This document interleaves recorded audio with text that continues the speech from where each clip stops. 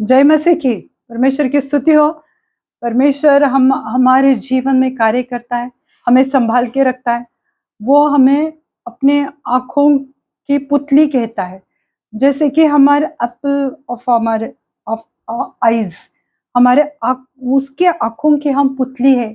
जिस तरह से हमारी ये आई बॉल को सुरक्षा कवच मिलता है ये सॉकेट की वजह से, और हमारी आँखें बहुत सारी चीज़ों से, मतलब दुर्घटना से हमें बचा के रखती है ये ऊपर के सॉकेट।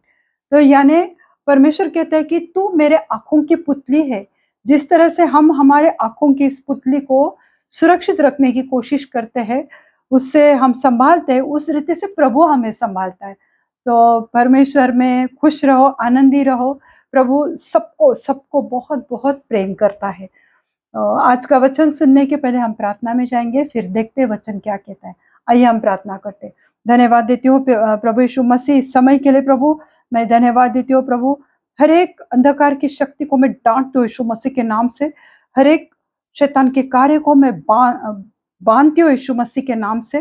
प्रभु इस समय आप कार्य करो प्रभु, आपका पवित्र आत्मा इस जगह पर, और जो भी देखने वाले उनके घरों में, उनके मोबाइल में, उनके जीवन में बहुत अच्छे काम करे प्रभु। विश्वास करती हूँ प्रभु कि आज अगर कोई प्रभु आपसे दूर चला गया है प्रभु, किसी भी कारणवश प्रभु, पर आज के इस पवित्र वचन के द्वारा प्रभु आप उनसे बात करो, और उनके जीवन में प्रभु आपकी रोशनी, आपका उजाला, आपका प्रकाश उनके जीवन में आने दो प्रभु, और इनका उनका जीवन प्रभु आपके आशीषों से भरने दो प्रभु। धन्यवाद देती हूँ प्रभु यीशु मसीह। प्रभु इस वचन से प्रभु हर एक को छुओ प्रभु, और मैं विश्वास करती हूँ प्रभु कि ये वचन आज हर एक के जीवन में 100 गुना फलों को लेकर आए। धन्यवाद देती हूँ प्रभु जी। जितने भी मेरे प्यारे प्यारे सब्सक्राइबर्स है, व्यूअर्स है प्रभु, सबके लिए धन्यवाद देती हूँ प्रभु। सबको प्रभु सुरक्षित रखो, आशीषित करो प्रभु। धन्यवाद देती हूँ प्रभु जी। आगे का समय प्रभु यीशु मसीह मैं आपके पवित्र हाथ में देती हूँ। सब बिनती प्यारे यीशु मसीह के जलाली नाम से मांगती हूँ, आप इसे सुनिए और दया से कबूल कीजिए। आमीन आमीन। हमारे आसपास बहुत सारी घटनाएं होती है, बहुत सारी चीजें रोज होती रहती है। पूरे विश्व में बहुत कुछ होता रहता है, पर हमें उनको देखकर हमें जानने की आवश्यकता है कि हमारे आसपास, हमारे कंट्री में, बाहर, पूरे विश्व में क्या हो रहा है। तो वो हमें देखना चाहिए, और वो हमें कुछ दिखाता है, समझाता है, किसी बात के वो चिन्ह हमें देता है, पर हमें उन्हें समझना चाहिए मेरे प्रियो। तो जो भी हम देखते हैं तो उसे नज़रअंदाज नहीं करना चाहिए। हाँ ठीक है, ये हो रहा है। अभी जैसे कि 4 साल पहले टिड्डियाँ आई थी, लोकस आए थे पूरे इंडिया में, पंजाब, राजस्थान, महाराष्ट्र में इतनी बड़ी मात्रा में आए थे। जैसे कि हमें पता है कि योएल की किताब में वो सब टिड्डियों के बारे में लिखा गया है, पर लोगों ने उसको भी नजरअंदाज किया। हाँ, आए गए चले गए, पर बाइबल का हर एक वर्ड हमें दिखाता है, सिखाता है, और वो हमें कुछ समझाने की कोशिश करता है, पर हमें उस नजर से देखना चाहिए। उसके बाद जैसे बाइबल में लिखा हुआ है कि ऐसे महामारी आएंगे कि जिसकी तुमने कभी कल्पना नहीं की थी। और जैसे कि कोरोना आया, बहुत सारे लाखों करोड़ों लोग पूरे विश्व में इस दुनिया छोड़कर चले गए। तो परमेश्वर हमें संकेत देना चाहता है, प्रभु हमें समझाना चाहता है, प्रभु हमें दिखाना चाहता है कि मेरे आने का समय नजदीक आ रहा है। मैं नहीं कहती हूँ कि कल परसों प्रभु आएगा, वो तो मुझे क्या किसी को भी नहीं पता है, पर प्रभु हमें दिखा रहा है। एक एक चिन्ह वो हमारे सामने प्रकट करते जा रहा है मेरे प्रियो, पर हमें उसको इग्नोर नहीं करना है, नजरअंदाज नहीं करना है, पर हमें उसको देखकर कुछ सीखना चाहिए, और जानना चाहिए कि प्रभु हमें क्या बताना चाहता है। और बहुत सारे आज हम देखते हैं कि पूरे जग में, विश्व में बहुत कुछ ऊपर नीचे हो रहा है। इकोनॉमी देखो, बहुत कुछ आप सब जानते हैं, आप जानकार है, आपको सब पता है। तो ये सब मेरे प्रियो, ये अंत के समय के ये चिन्ह है, ये प्रभु के दिन का, जब दिन आने वाला है उसके पहले बहुत कुछ होने वाला है। ये तो जस्ट अभी शुरुआत है मेरे प्रभु, अभी बहुत कुछ होना बाकी है। पर अभी से अगर हम तैयारी नहीं करेंगे, बस ऐसे आराम से बैठे रहेंगे, खाएंगे पिएंगे, मजा मस्ती ऐशो आराम की जिंदगी जिएंगे, तो प्रभु का समय आएगा और वो प्रभु जिसको चाहे, जो उस पर विश्वास किए, जिसने उसके साथ फेलोशिप रखे, उनको लेकर चला जाएगा। फिर उसके बाद जो महासंकट का समय आने वाला है, तो उसमें हम कैसे सर्वाइव करेंगे, कैसे जी पाएंगे हम उसमें। तो आज हमें जागरूक होने की आवश्यकता है। ये मैं किसी को डराने के लिए नहीं कह रही हूँ, पर ये सच्चाई है मेरे प्रभु। इस सच्चाई को अगर हम इग्नोर करते हैं तो प्रभु भी क्या कर सकता है। प्रभु कहना चाहता है, बहुत सारे आज प्रीचर इन विषय पर बात कर रहे हैं, पर लोग एक कान से सुनते दूसरे कान से छोड़ देते, क्योंकि क्योंकि हमें वो देखना है कि क्यों ऐसा हो रहा है। जैसे कि हमें पता है कि अगर काले बादल आसमान में हैं, तो हमें पता है कि बारिश आने वाला है। हम समझ जाते कि अब बारिश आने वाला है। जब भी हम देखते हैं कि कोहरा है या फॉग पूरा भरा हुआ है, सुबह उठकर जब खिड़की खोलते हैं तो कुछ दिखाई नहीं देता है, क्योंकि वो कोहरा है, वो फॉग है। तो जब जब भी फॉग आता है तो हमें पता चलता है कि अभी जाड़े का मौसम आने वाला है, ठंडी आने वाली है। तो हमें पता चलता है कि ये अभी क्या होने वाला है। पर हम बाइबल पढ़कर भी, परमेश्वर के वचन हम सुनते हैं, देखते हैं, पढ़ते हैं, फिर भी हम जान नहीं पाते कि प्रभु क्या कहना चाहता है। हम बाकी सब बातों को देखते हैं और हमें पता चलता है कि अब क्या होने वाला है। जब पूरे विश्व में जो कुछ चिन्ह हम देखते हैं, तो पता चलता है कि प्रभु का दिन आने वाला है। पर हमें पता चलना चाहिए कि प्रभु का दिन आने वाला है। प्रभु यीशु मसीह दोबारा हमें लेने के लिए आने वाला है। जो भी सोए हुए, यानी जो भी मृत हो गए, जो भी गुजर चुके, मर चुके हैं, तो प्रभु जब आएगा तो पहले उनको ही कब्रों में से उठाने वाला है।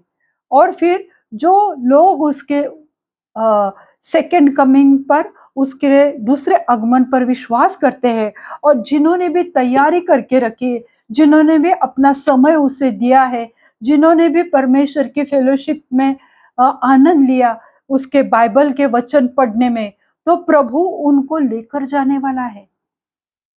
तो उसका जो दूसरा आगमन है, तो उसके ऊपर हमें भरोसा करना है, विश्वास करना है, क्योंकि वो खुद पुनरुत्थित हुआ है। तो इसलिए वो, हम जब मर जाएंगे तो वो हमें भी उठाने वाला है। इसके लिए हम एक वचन पढ़ते हैं मेरे प्रियो, पहले थिस्सलुनीकी की पत्री उसका 5वां अध्याय और पहले आयत से हम देखेंगे। फर्स्ट थिस्सलुनीक 5:1। पहले थिस्सलुनीकी की पत्री उसका 5वां अध्याय और पहले आयत में हम देखते हैं, पर ये हे भाइयों, इसका प्रयोजन नहीं कि समय और काल के विषय में तुम्हारे पास कुछ लिखा जाए। पर हे भाइयों, इसका प्रयोजन नहीं कि समय और काल के विषय में तुम्हारे पास कुछ लिखा जाए। यानी हे मेरे भाइयों या बहनों, तुम्हें ये बताने की आवश्यकता नहीं है कि समय और काल के बारे में। और हिब्रू भाषा में ये जो समय और काल है, तो हिब्रू भाषा में लिखा हुआ है कि घंटे और दिन, ऐसा लिखा हुआ है। कुछ घंटे, कुछ दिन, यहाँ पर लिखा है समय और काल। पर हिब्रू लैंग्वेज में, जो हिब्रू लैंग्वेज का ये ट्रांसलेशन है, पर जो ओरिजिनल वर्ड है, तो उसमें लिखा हुआ है घंटे और दिन।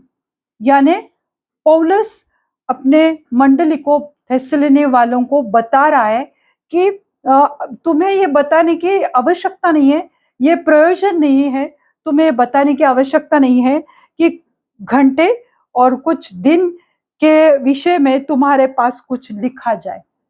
क्यों तुम्हें ये बताने की आवश्यकता नहीं कि ये घंटे क्या है, ये दिन क्या है, ये समय काल, किस काल में से हम गुजर रहे, क्या समय है, ये मुझे नहीं लगता, पौलुस कहता है, कि तुम लोगों को मैं बताऊं, ये इसका मुझे प्रयोजन नहीं लगता है। तो प्रभु यीशु मसीह जो दोबारा आने वाला है, उसका समय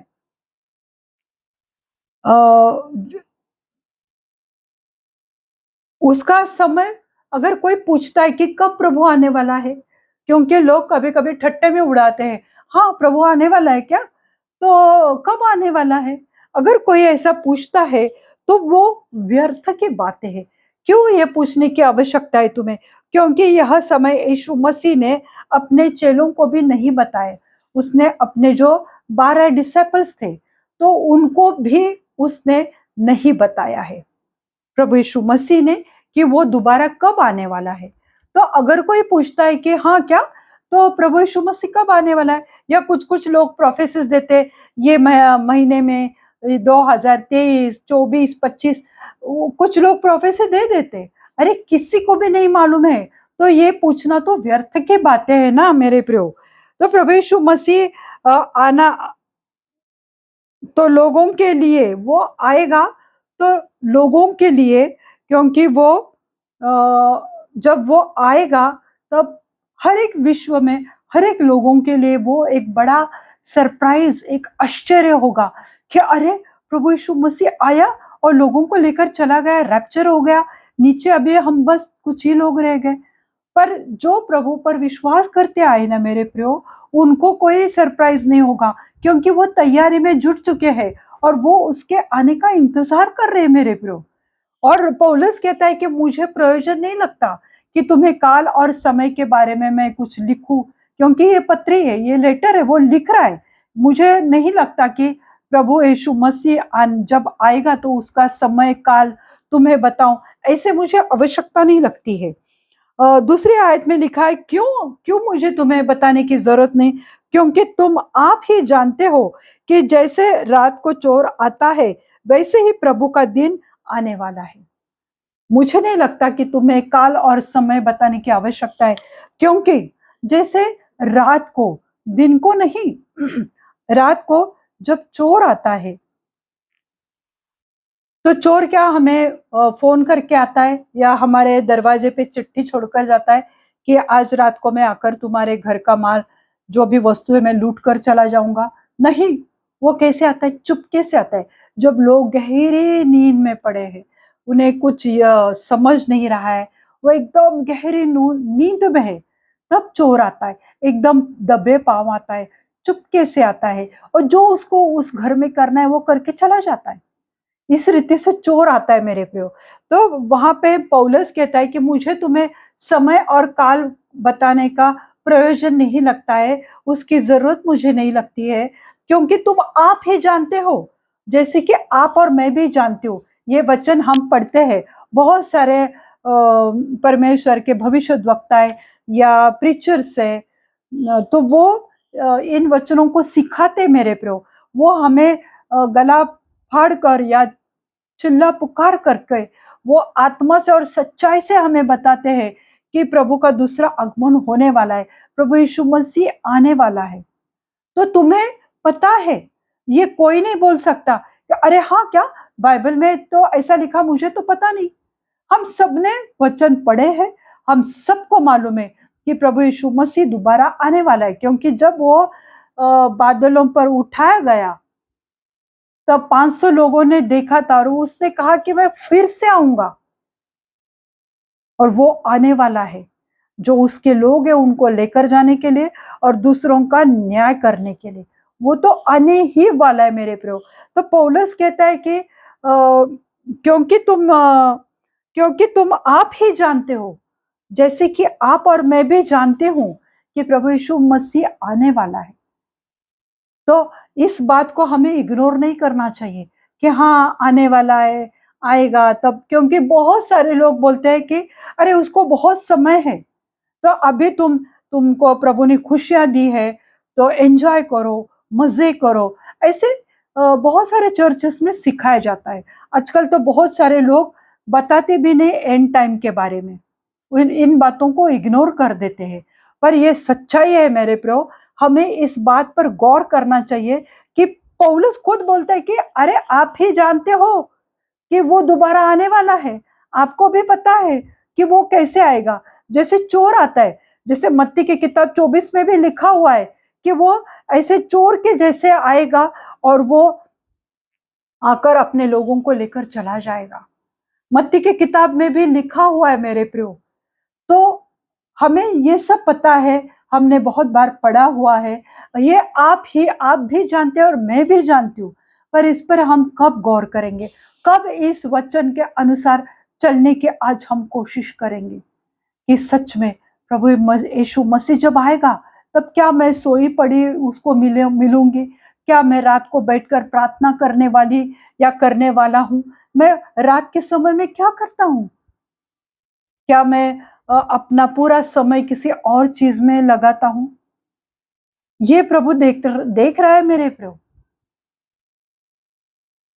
यह दिन तो न्याय का दिन होगा और परमेश्वर के वचन को न मानने वाले अविश्वासी अदैवी चर्च को सताने वाले लोगों के लिए यह दिन बहुत भयानक होने वाला है। जब प्रभु यीशु मसीह आएगा तो ये दिन उनके लिए बहुत भयानक होगा, डिजास्टर्स जिसे कहा जाता है उस रीति से होने वाला है। जब वो आएगा तुरही फूकी जाएगी, बादलों में आवाज होगा, बहुत सारी चीजें वहां पे होने वाली है, बहुत सारे लोग क्षण मात्र में चले जाने वाले हैं मेरे प्रियो। और जो प्रभु यीशु मसीह के वचनों पर विश्वास नहीं करते, जो चर्च को सताने वाले लोग हैं, जो मसीह लोगों को सताने वाले लोग हैं, जो परमेश्वर का काम करते हैं, उनके ऊपर ठट्टा करने वाले, मजाक बनाने वाले, उनको दोष लगाने वाले, ऐसे जितने सारे अनगॉडली लोग हैं जो परमेश्वर का भय नहीं मानते, जो परमेश्वर के वचन पर विश्वास नहीं करते, उनके लिए ये दिन बहुत भयानक रहेगा, डरावना रहेगा। और वो थर थर कांपेंगे और कहेंगे कि काश मैंने उस वक्त मेरा समय परमेश्वर में गुजारा, काश मैंने उन वचनों पर विश्वास किया था, क्योंकि उसके बाद महाभयानक संकट काल आने वाला है मेरे को। तो उस काल में हम कैसे सरवाइव करेंगे, कैसे जी पाएंगे, इतने बड़े बड़े अकाल पड़ेंगे, लोगों को खाने के लाले पड़ेंगे, बहुत कुछ होने वाला है मेरे प्रियो। अगर हम प्रकाशित वाक्य पढ़ते हैं, दानियल की किताब में लिखा हुआ, हर जगह पर लिखा हुआ है। हम ऐसे कभी नहीं कह सकते कि प्रभु तूने हमें ये नहीं बताया, प्रभु मैंने तो ये कभी सुना नहीं, प्रभु इस वचन को मैंने कभी पढ़ा नहीं। प्रभु आने वाला है और ये सब कुछ होने वाला है, ये सच्ची बात है, इसको हम इग्नोर नहीं कर सकते। तो चले हम प्रकाशित वाक्य यानी रेवलेशन उसका 3 अध्याय और 3 आयत हम देखते हैं। रेवलेशन 3:3, प्रकाशित वाक्य 3:3 देखते हैं। इसलिए स्मरण करके तूने कैसे शिक्षा प्राप्त की, इसलिए तू स्मरण कर यानी याद कर कि तूने किस रीति से शिक्षा प्राप्त की। कौन सी शिक्षा? तुम्हारे करियर की नहीं, एजुकेशन नहीं, जो तुम डिग्रीज लेते हो उनके बारे में ये वचन नहीं कह रहा है। तो इसलिए स्मरण कर कि तूने कैसे शिक्षा प्राप्त की और सुनी थी और उसमें बने रहे और मन फिरा। जो तूने परमेश्वर के वचन की शिक्षा सुनी, जो तूने शिक्षा को प्राप्त किया, यानी जो तुझे शिक्षा मिली, जो एजुकेशन तुझे परमेश्वर के वचन का ज्ञान मिला, तो तूने कैसे लिया और उसमें तू बना रहे। जो तू सुन रहा है आज उसमें बना रहे, मेडिटेट कर परमेश्वर के वचन पर और उसमें बना रहे और मन फिरा।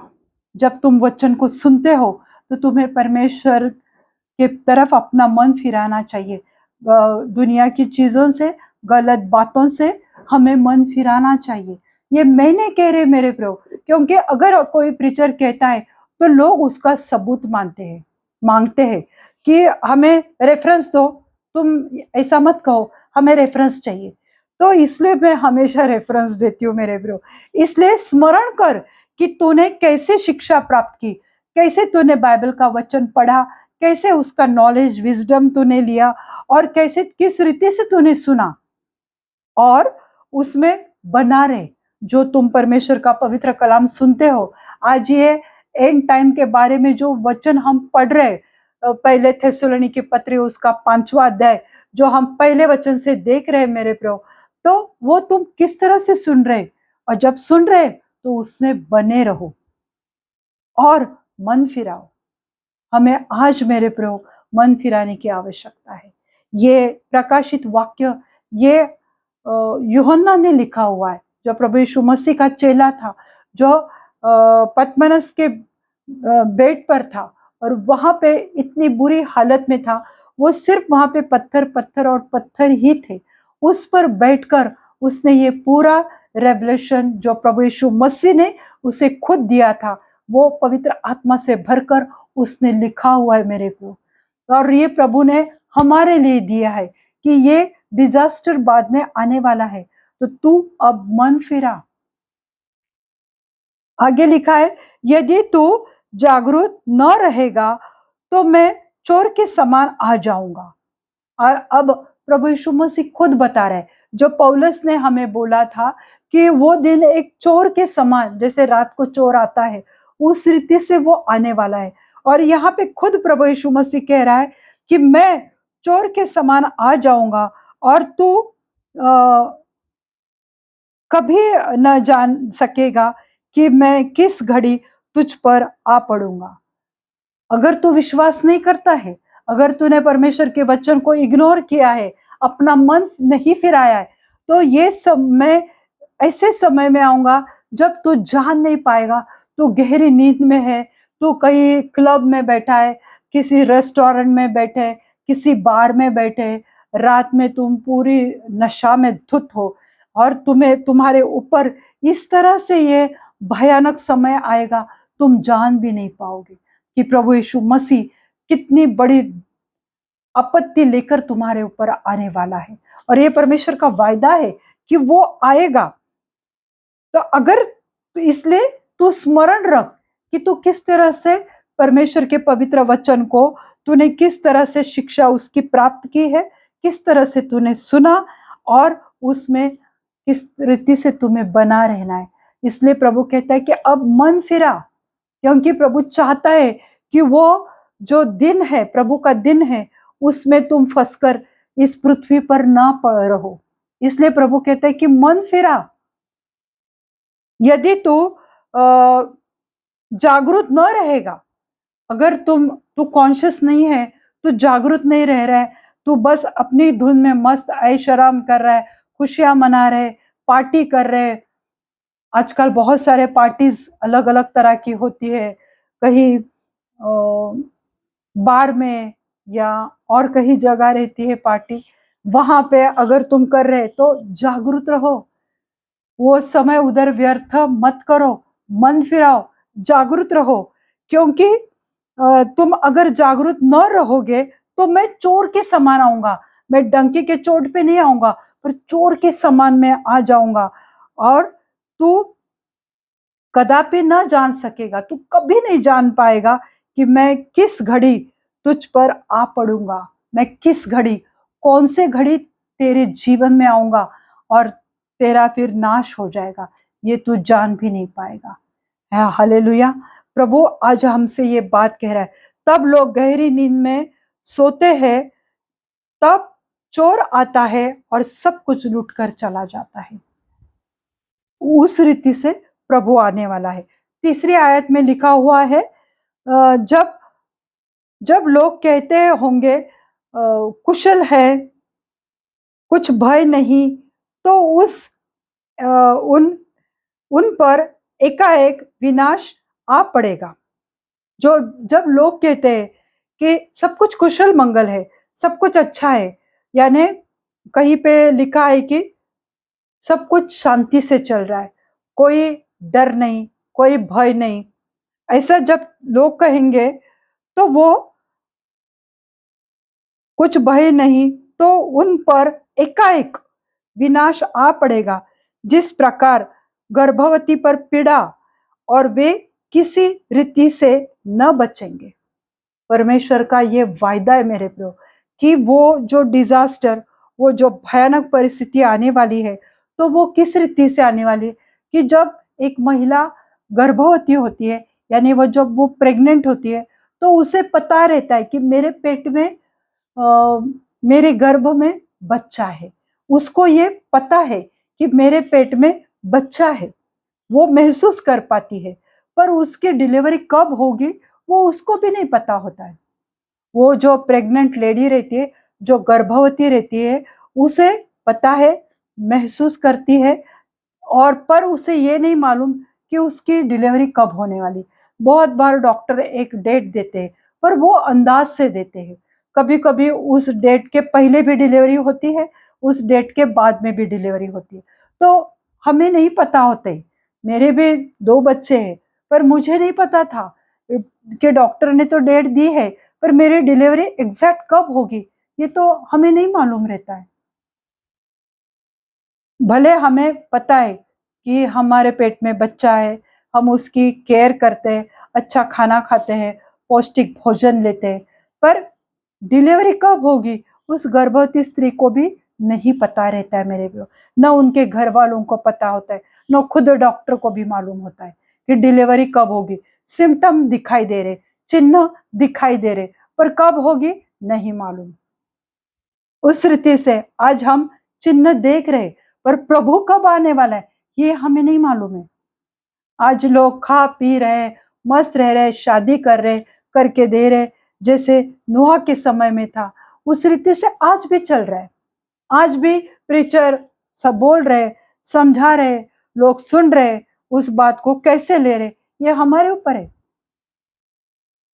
तो वचन कहता है जो लोग कहेंगे कुशल है, सब अच्छा है, मेरा प्रमोशन हुआ है, मेरी शादी तय हो गई है, मेरे बीवी की अभी डिलीवरी होने वाली है, हम कहीं और ट्रांसफर हो रहे, मैंने अच्छा घर लिया है, बड़ी सी कार ली है, तो सब अच्छा है, सब शांति से चल रहा है, सब राजी खुशी हो रहा है, कुछ प्रॉब्लम नहीं है, घर में हर तरह की प्रॉस्पेरिटी है, जीवन में प्रॉस्पेरिटी है, हेल्दी वेल्दी हो चुके, सब कुशल है, सब शांति से चल रहा है, सब कुछ अच्छा है, किसी बात का भय नहीं, किसी बात की टेंशन नहीं है, बहुत बढ़िया चल रहा है। लोग पूछते हैं हाउ आर यू, लोग कहते हैं बस अच्छा है, खुश है, मजे कर रहे, पर वो नहीं जान पा रहे कि आज रात ही प्रभु आएगा।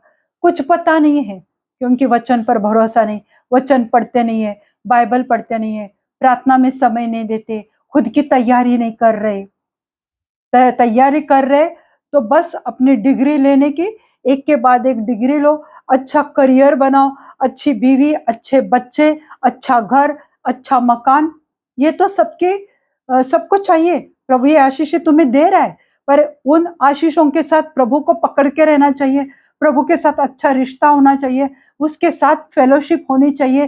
प्रभु ने मुझे अच्छा घर दिया, धन्यवाद देते हैं, एक दिन के लिए प्रार्थना करते, पार्टी करते, लोगों को खिलाते पिलाते, एंजॉय करते, बस उसके बाद घर में अपना अपना जीवन जीते हैं अच्छी राजी खुशी से।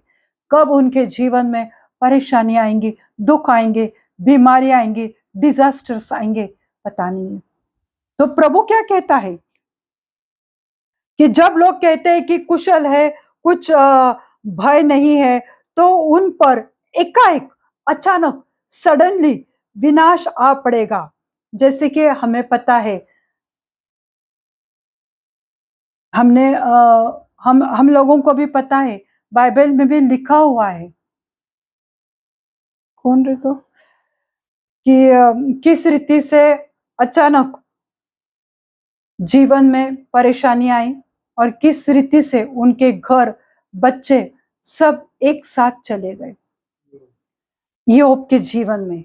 पर हम वो सीख उससे कुछ भी नहीं लेते कि भले वो शैतान ने परीक्षा ली, प्रभु ने अनुमति दी, पर जोब के जीवन में इस रीति से अय्यूब के जीवन में परेशानी आई थी, उस रीति से हमारे जीवन में आई, क्योंकि उसके बच्चों को कभी उन्होंने सोचा ही नहीं था, क्योंकि वो घर में उनकी दावत चल रही थी, सब उनके भाई बहन बच्चे पोते पोतियां, वहां पे अय्यूब नहीं था, पर वहां पे दावत चल रही थी और वहां पे डिजास्टर आया। तो प्रभु हमारे जीवन में इस रीति से लाने वाला है अगर हम तैयारी में नहीं रहेंगे। तो जो लोग प्रभु यीशु के दूसरे आगमन पर विश्वास नहीं करते हैं, तो उनके लिए ये दिन आश्चर्य का और विनाश का ही होने वाला है।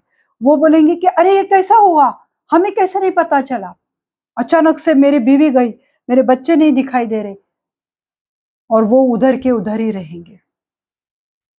मत्ती की किताब उसका 25वां अध्याय और 1 से 13वें आयत तक हम देखते हैं कि जहां पे 10 कुंवारियों के बारे में दृष्टांत दिया गया है कि 5 जो कुंवारी थी वो समझदार थी और 5 मूर्ख थी। 5 ने तैयारी कर ली थी दूल्हे के स्वागत के लिए, दूल्हे के साथ उस स्वर्ग के दरवाजे से अंदर जाने के लिए उन्होंने पूरी रीति से तैयारी की थी। और जो मूर्ख थे वो सोच रहे थे कि सब कुशल है, कुछ बात का डर नहीं है, हमारे पास दिए हैं, हमारे पास तेल है, हम दूल्हे का इंतजार कर रहे हैं और दूल्हा आएगा और फिर हम उसके साथ चले जाएंगे। बस अपनी धुन में थे, बस एक सोच में थे, ख्याल में थे कि दूल्हा आने वाला है। और जो दूसरी 5 कुंवारियां थी, जो 5 वर्जिन्स थे, तो उन्होंने तैयारी की थी, उन्होंने अपने साथ दिए लिए थे और इतना तेल लिया था कि इंतजार करने तक वो उनका दिया जलता रहे। उतना तेल उन्होंने अपने साथ लिया था, उतना अभिषेक उन्होंने कैरी किया था अपने साथ कि जब प्रभु आएगा तो उसमें वो मुझ में उसका अभिषेक देखेगा, उसके प्रेजेंस मुझ में देखेगा, वो प्रभु यीशु मसीह मेरे अंदर रहेगा, मेरे दिल में रहेगा, और जब वो ऐसा रहेगा तब मैं उसके संग चली जाऊंगी। और वो 5 जो वाइज वर्जन्स थे उन्होंने वो तैयारी कर ली थी, वो दिए परमेश्वर का प्रकाश उनमें उन्होंने अपने साथ लिया था, उन्होंने उतना समय प्रभु को दिया था और वो इंतजार कर रहे थे दूल्हे का, प्रभु यीशु मसीह का। और जब दूल्हा आया तो ये 5 तो ना अपनी धुन में थे, उनमें कोई डर नहीं था, सब उन्हें लग रहा था कुशल है, शांति से चल रहा है, मस्त है जीवन, आएगा प्रभु तब हमें लेकर ही जाएगा। एक बहुत बड़ा कॉन्फिडेंस रहता है जिसे ओवर कॉन्फिडेंस कहा जाता है, और वो ओवर कॉन्फिडेंस उनमें था कि हमारे पास तो दिए हैं तो हम जाएंगे, हम इंतजार कर रहे हमारे दूल्हे का। और दूल्हा आया और वो लोगों के पास तेल की कमी थी, वो गांव में चले गए। और जब तक दूल्हा आया, और जो तैयार थे, जो उसका इंतजार कर रहे थे, जो उसके फेलोशिप में थे, जो उसको बार बार पुकारते थे, स्तुति आराधना गौरव देते थे, महिमा देते थे, प्रभु ने उनके दिल की सच्चाई को, उनके दिल की गहराई को परमेश्वर ने देखा, जाना, परखा और उन्हें वो अपने संग लेकर गया। हालेलुया। क्या आज हम क्या कर रहे? क्या हम वो मूर्ख की तरह बस प्रभु प्रभु अपने मुख से कह रहे कि प्रभु आएगा, प्रभु आएगा, पर प्रभु आकर चला भी जाएगा और विपत्तियों की बाढ़ तुम्हारे ऊपर आएगी, तब क्या करोगे तुम? हालेलुया।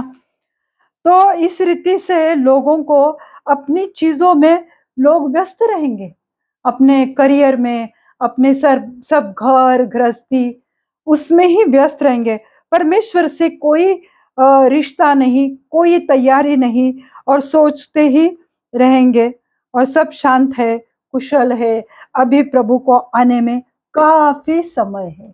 आज बहुत जगह पे ये सिखाया जाता है और बहुत सारी मंडली इस रीति से एकदम कुशल मंगल बिंदास बैठी हुई कि चर्च जाएंगे, चर्च के काम करो, स्तुति आराधना करो, प्रार्थना चल रहा है, वचन चल रहा है, नोट्स लेके रखो, वो नोट्स लेकर घर पे जाओ, पर्स उधर ही पड़ा रहेगा, दोबारा जब दूसरे हफ्ते आएंगे तब लिखते रहो लिखते रहो लिखते रहो, पास्टर को दिखाने के लिए वो नोट्स वैसे ही पड़े रहेंगे, उस पर कोई मेडिटेशन नहीं, कोई उस पर मनन नहीं, कोई कुछ भी नहीं। तो इस रीति से अगर तुम तैयारी कर रहे हो तो हम मूर्ख ही रहेंगे ना मेरे पे। और इस रीति से अगर तुम्हें सिखाए जा रहे, इसलिए हमने देखा था प्रकाशित 3:3 में कि क्या सुनते हो, किस रीति से सुनते हो तुम, कैसा तुम ज्ञान ले रहे हो परमेश्वर का वचन, ये भी बहुत इंपॉर्टेंट है मेरे पे। आज कभी कभी ऐसे वचन लोगों को पसंद नहीं आते, पर ये वचन है उसे सुनने की और परखने की हमें आवश्यकता है। मैं परमेश्वर से मांग रही थी कि प्रभु इस हफ्ते में मैं क्या दूं, और परमेश्वर ने ये दिया। और मैं आपको सच बोलूं, जब मैं ये बना रही थी तो मुझे बहुत सारे प्रॉब्लम्स के फेस करना पड़ा। यानी कुछ ना कुछ होता रहता था, कहीं ना कहीं मैं बहुत ज्यादा व्यस्त रहती थी। तो मैं ये आधा बनाती थी, आधा नहीं बना पा रही थी। आज सुबह भी जब मैं लिख रही थी, 10 बार कोई ना कोई लोग घर पे आ रहे थे, कोई फोन आ रहे थे, और ये मैं थोड़ा लिख रही थी, थोड़ा रह जा रहा था। यानी शैतान नहीं चाहता था कि इस वचन को मैं पूरी रीति से आप लोगों के साथ बांटूं या मेरे खुद के लिए मैं अप्लाई कर पाऊं। तो इसलिए यानी बहुत सारी आज मुझे मुसीबतें आई, पर परमेश्वर की कृपा है या अनुग्रह है कि मैं इसे पूरा कर पाई। हालेलुया। तो लोग व्यस्त होते रहेंगे और लोग परमेश्वर के साथ अपना रिश्ता नहीं रखेंगे, उसके साथ कोई रिलेशनशिप नहीं है प्रभु के साथ, और फिर वो सोचते रहेंगे कि सब अच्छा चल रहा है, और इसी रीति से उनका एक दिन नाश होने वाला है।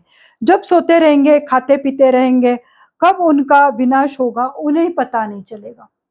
बस खा रहे, सो रहे, मस्त आराम कर रहे, और कब रैप्चर होगा, कब विनाश होगा उनका, कब वो नरक में डाले जाएंगे, उनको ही पता नहीं चलेगा।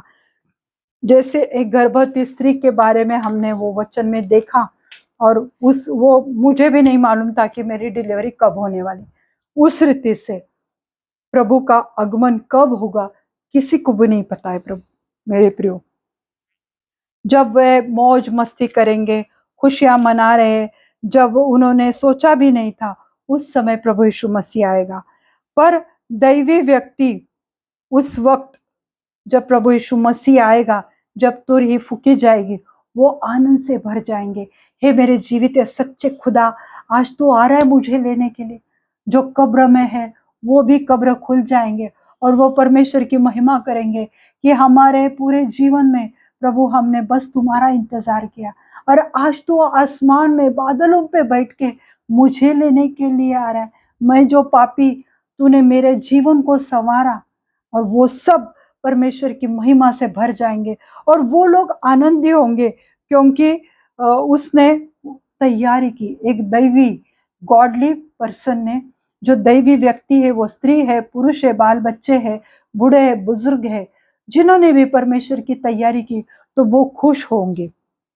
वे अंधेरे में नहीं है, और वे प्रकाश और उजाले के बच्चे हैं। जो प्रभु के लिए तैयारी कर रहे, तो वो अंधेरे के नहीं है, क्योंकि अंधेरे में क्या है? सोना है, आराम है, मस्ती मौज मजा है, वहां पे कोई किसी बात का टेंशन नहीं। तो अंधेरे में जो है वे अंधेरे में नहीं, वे प्रकाश के बच्चे हैं। यशा के किताब उसका 2 अध्याय और 17वीं आयत हम देखते हैं। मनुष्य का गर्व मिटाया जाएगा, मनुष्य का घमंड नीचा किया जाएगा, और उस दिन केवल यहोवा को ही ऊंचे पर विराजमान रहेगा। यहोवा परमेश्वर यानी प्रभु यीशु मसीह, जो नए नियम में लिखा हुआ है, पर ये उसका रेफरेंस यशया की किताब में दिया गया है। मनुष्य का गर्व, मनुष्य को लगता है कि मेरे पास पैसा है, मेरे पास डिग्री है, मेरा बहुत बड़ा नाम है, मेरा ऑफिस में बहुत बड़ी पोस्ट है, ये उसका गर्व है मेरे प्रियो। परमेश्वर कहता है कि उसका गर्व नीचा किया जाएगा, और उसका घमंड, जो उसमें घमंड आता है, मैंने सब कुछ पा लिया है, मैंने ये कमाया, मैंने नाम, नेम, फेम, इज्जत, शोहरत, पैसा, ये उसका घमंड है कि उसको लगता है मैंने ये सब कमाया है, अब मुझे किसी की आवश्यकता नहीं है, मेरे जीवन में मैंने इतना कुछ कमाया है। तो वो उसका गर्व, उसका घमंड नीचा किया जाएगा, और उस दिन के लिए यहोवा, सिर्फ यहोवा प्रभु यीशु मसीह उस दिन के लिए ऊंचे पर विराजमान होगा। कोई मनुष्य विराजमान नहीं होने वाला है, सिर्फ प्रभु यीशु मसीह। जो हम पहले थिस्सलुनीके पत्र उसका 5वां अध्याय देख रहे, तो उसका 5वां वचन हम देखते, क्योंकि तुम सब ज्योति के संतान और दिन के संतान हो, हम न रात के न अंधकार के हैं। आज परमेश्वर हमें कह रहा है कि मैंने तुम्हारे लिए अपनी जान दी, ताकि तुम्हारा उद्धार हो जाए, ताकि तुम स्वर्ग में आ जाओ। तो तुम कोई अंधकार के नहीं, कोई शैतान के बच्चे नहीं, तो तुम उजाले के, प्रकाश के बच्चे हैं, तुम मेरे बच्चे हो। तो जो रात के हैं वो रात को सोते हैं, मतवाले होते हैं। जो रात के, तो रात में मतवाले कैसे होते हैं ये आपको पता है। पर हम जो दिन के हैं, विश्वास और प्रेम की झिलम पहनकर और उद्धार की आशा को टोप पहनकर सावध रहे, जागरूक रहे। प्रभु यीशु मसीह के लिए जो विश्वास और प्रेम की झिलम हम पहनेंगे और उद्धार की आशा का टोप पहनकर सावध रहेंगे, जागरूक रहेंगे, हमारे दिल में उसकी ज्योति को जलाए रखेंगे। हमारे दिल दिमाग में हम परमेश्वर के वचन का टोप पहनकर हम उसका इंतजार करते रहेंगे, सावध रहेंगे, जागरूक रहेंगे। 9वीं आयत में लिखा हुआ है, क्योंकि परमेश्वर ने हमें क्रोध के लिए नहीं परंतु इसलिए ठहराया है कि हम अपने प्रभु यीशु मसीह के द्वारा उद्धार प्राप्त करें। हालेलुया। आज ये हमें प्रभु ने बहुत बड़ा ये प्रॉमिस दिया है मेरे प्रभु, कि आज भले ये पूरे विश्व में जो भी चिन्ह हम देख रहे, जो भी हो रहा है, होने वाला है, हमें पता है। पर प्रभु कहता है कि तुम उजाले के बच्चे, मैंने मेरे खुद के प्राण, मेरे शरीर को, मेरे लहू को मैंने तुम्हारे लिए बहाया है, उस दिन के लिए जब मैं आऊंगा तब तुम मेरे सामने पवित्र ठहराए जाओगे। इसलिए मैंने तुझे चुन लिया है, इसलिए मैंने तुझे मुझ में उद्धार दिया है, ताकि उस दिन के लिए तुम लज्जित ना हो जाओ और वो विनाश तुम्हारे ऊपर ना आए। तो इसलिए तुम जागरूक रहो, क्योंकि मैंने तुम्हारे लिए अपने शरीर को दिया है। तो वचन कहता है, क्योंकि परमेश्वर ने हमें क्रोध के लिए नहीं, जो हमारे पापों की वजह से प्रभु क्रोधित हुआ है, तो उस क्रोध के लिए नहीं परंतु इसलिए ठहरा है कि हमें अपने प्रभु यीशु मसीह के द्वारा उद्धार प्राप्त करें। यानी जब हमारा सॉल्वेशन होगा, हमारा उद्धार होगा, तो हम प्रभु यीशु मसीह के अनुग्रह की वजह से, हमने कुछ भी कमाया नहीं है, कुछ भी कीमत अदा नहीं की, उसने अदा की है और इसलिए हमें उद्धार मिला है। तो उस उद्धार के लिए ठहरे जाए, ना कि क्रोध की वजह से हमारा नाश हो जाए। हालेलुया।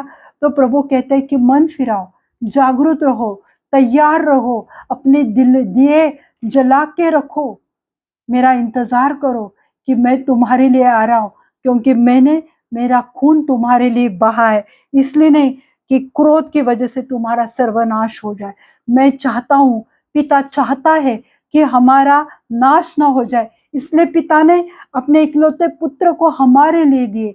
हमारे नाश की कीमत उसने अदा की है, प्रभु यीशु मसीह ने, और इसलिए कि उस विनाश के दिन हमारा नाश न हो जाए पर हम उसके संग चले जाए। इसलिए 10वीं आयत में लिखा हुआ है, पहले थिस्सलुनीय उसका पहला अध्याय और 10वीं आयत में लिखा है, और उसके पुत्र के स्वर्ग पर से आने की जीने से उसने मरे हुओं में से जिलाया है, अर्थात यीशु मसीह की, जो हमें आने वाले प्रकोप से बचाता है, और उसके पुत्र के स्वर्ग पर से आने की बाट जोते हैं।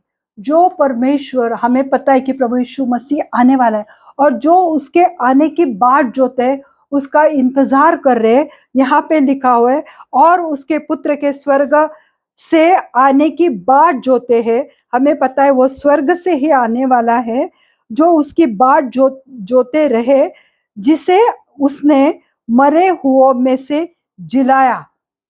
पिता ने पुत्र को मरे हुओं में से जिलाया है, और वो पुत्र, वो प्रभु यीशु मसीह जो स्वर्ग से आने वाला है, और जो हम उसकी बाट जोते हैं, तो उनके साथ क्या होने वाला है?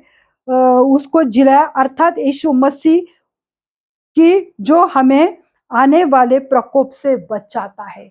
प्रभु यीशु, सिर्फ प्रभु यीशु मसीह जो आने वाला प्रकोप है, जो उसका दिन है, जो महाभयंकर दिन आने वाला है, तो हमें वो बचाएगा। किसको बचाएगा? जो उसकी बाट जोड़े।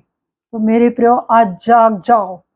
अब हमें सोते रहने से हमें जागना है, जागरूक रहना है, और हमें हमारे दिए जलाए रखने, हमारे आत्मा को हमें जलाए रखना है।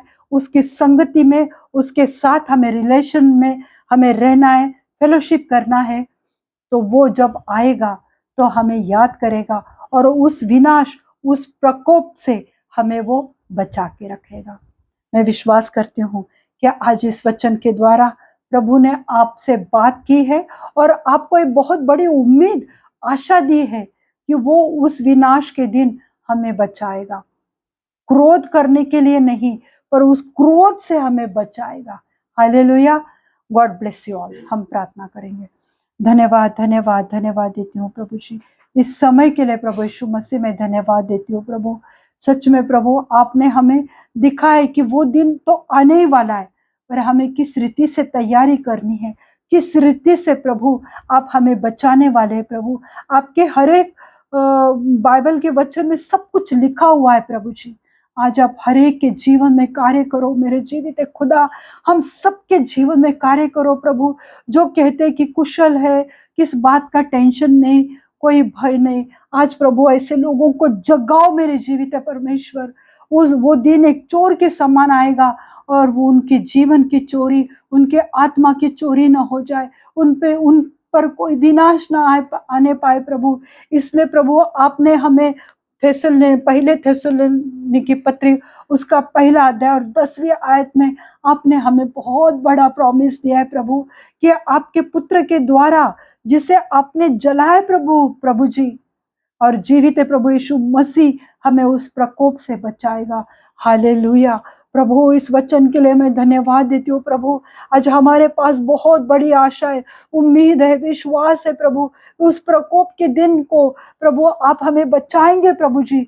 जो भी उस पर विश्वास करेगा, उसके जिलाने पर, उसके पुनरुत्थान पर, उसके क्रूसिफिकेशन पर और उसके दोबारा आने पर, सेकंड कमिंग पर जो भी विश्वास करेगा मेरे जीवित खुदा, जो भी अपनी तैयारी करेगा, आप उन्हें कभी इस पृथ्वी पर नहीं छोड़ेंगे। हालेलुया। मैं धन्यवाद देती हूँ प्रभु इस आपके पवित्र वचन के द्वारा। आज हम सबके आपने याद किया है और सबको छुआ है प्रभु जी। जो भी बीमार है प्रभु जी, उनको आज छुओ प्रभु। जो भी प्रभु ऐसे ऐश्वर्याम की जिंदगी जी रहे प्रभु, जो मस्त है प्रभु जी, जो अपनी खुशियों में डूबे है प्रभु, वो रात के समय में अपनी खुशियों में, गंदी आदतों में, गंदी चीजों में, नशे में धुत पड़े हैं प्रभु जी। आज भी वो आपको याद नहीं कर रहे। मेरे जीवित सच्चे खुदा, आसमानी खुदा, उनको जगाओ प्रभु। और आज ये वचन हर एक कोने कोने में जाए प्रभु, लोग सुनने पाए प्रभु और उनका जीवन बदली हो जाए प्रभु। ऐसा अनुग्रह करो प्रभु।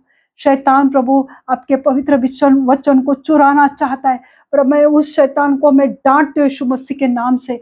और हर एक के जीवन में आज ये वचन चला जाए और ये प्रॉमिस उन्हें मिल जाए कि आप उस विनाश के दिन, उस प्रकोप के दिन जीवित खुदा यीशु मसीह के द्वारा हमें बचाने वाले हैं। धन्यवाद देती हूँ प्रभु यीशु मसीह, धन्यवाद देती हूँ प्रभु यीशु मसीह। सिर्फ आप ही है कि जो वो डिजास्टर, वो विनाश से हमें बचाएंगे प्रभु। मैं ये वचन के लिए धन्यवाद देती हूँ प्रभु। हर एक के जीवन में वचन 100 गुना फलों को लेकर आए, उनका जीवन बदली हो जाए प्रभु, वो मन फिराए प्रभु। ऐसा अनुग्रह करो प्रभु।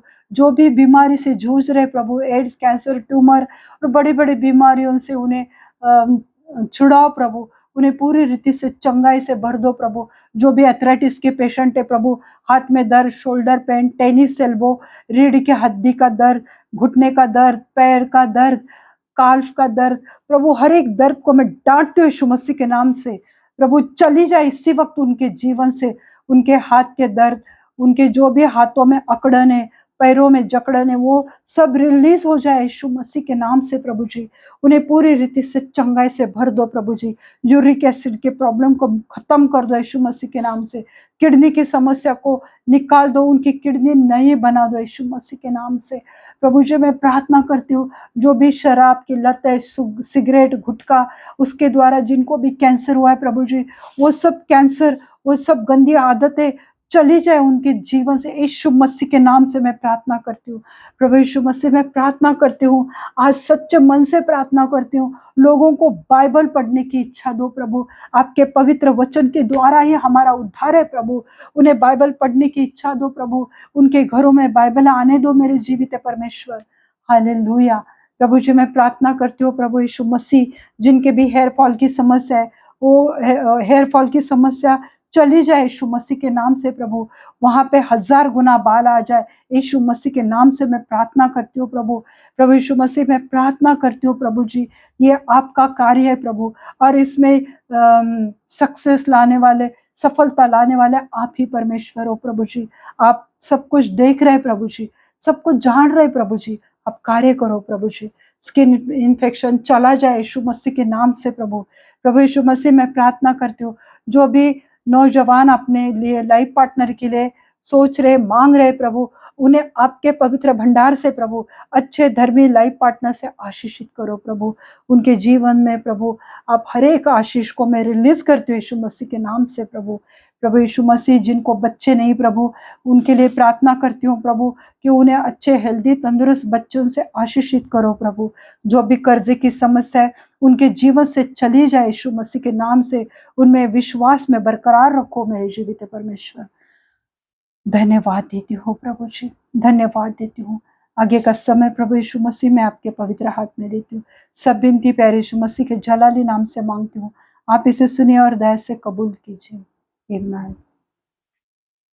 पिता का प्रेम, पुत्र का अनुग्रह, पवित्र आत्मा की शांति आपके जीवन में अंत तक बनी रहे, अभी से लेके अंत तक बनी रहे। प्रभु अपना मुख प्रकाश आप पे उंडेले, प्रभु अपनी शांति से आपको भरे, प्रभु अपने प्रकाश से आपका मुख चमकाए और आपको आशीषित करे। आमीन। आपने इस परमेश्वर के सच्चे वचन को आज सुना है, इसलिए मैं प्रभु को धन्यवाद देती हूँ। आपने अपना समय दिया, प्रभु आपको बहुत ऐसे आशीषित करे। अगर आपकी कोई प्रेयर रिक्वेस्ट है तो आप मुझे यूट्यूब पे बोल सकते हैं, मैं आपके लिए प्रेयर करती हूँ, और इसके लिए आपको कोई ऑफरिंग देने की या पैसे देने की आवश्यकता नहीं। God bless you all. Thank you.